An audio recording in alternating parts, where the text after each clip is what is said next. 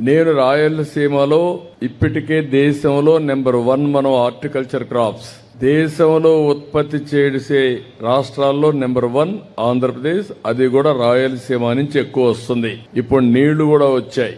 నీళ్లు వచ్చి మనం గాని జాగ్రత్తగా చేస్తే రాయలసీమ నెక్స్ట్ లెవెల్కి వెళ్తుంది. ఇక్కడ నేను ఆలోచించిన విధానం ఈ రోజు మీరందరూ గుర్తుపెట్టుకోవాలి. 1,00,000 కోట్ల రూపాయలు ఖర్చు పెడుతున్నాం. 60,000 కోట్ల రూపాయలు ప్రైవేటు వ్యక్తులు వస్తున్నారు. 40,000 కోట్ల రూపాయలు ప్రభుత్వం ఖర్చు పెడుతున్నాం.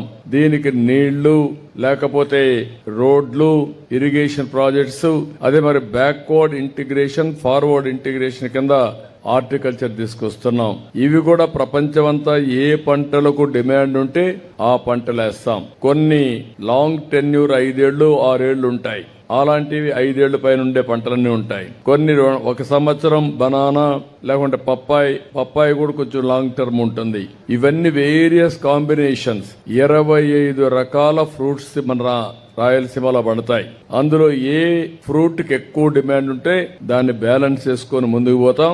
దీనివల్ల రాయలసీమ ఒకప్పుడు కరువు సీమ, మొన్నే గోల్డ్ మైన్ కూడా పడింది. మన చిగురు గుంటలో కూడా మళ్ళా గోల్డ్ మైన్ వస్తుంది. కుప్పం కూడా గోల్డ్ తయారు చేసే పరిస్థితికి వస్తాం తొందరలోనే. ఆ సందర్భంలో మన పొలాలన్నీ బంగారు పండించే పరిస్థితి రావాలి.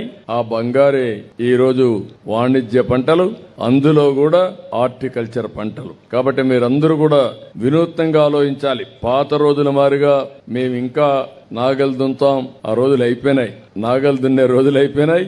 ఇప్పుడంతా కూడా కంప్యూటర్ బట్టే రోజులకు వచ్చాయి.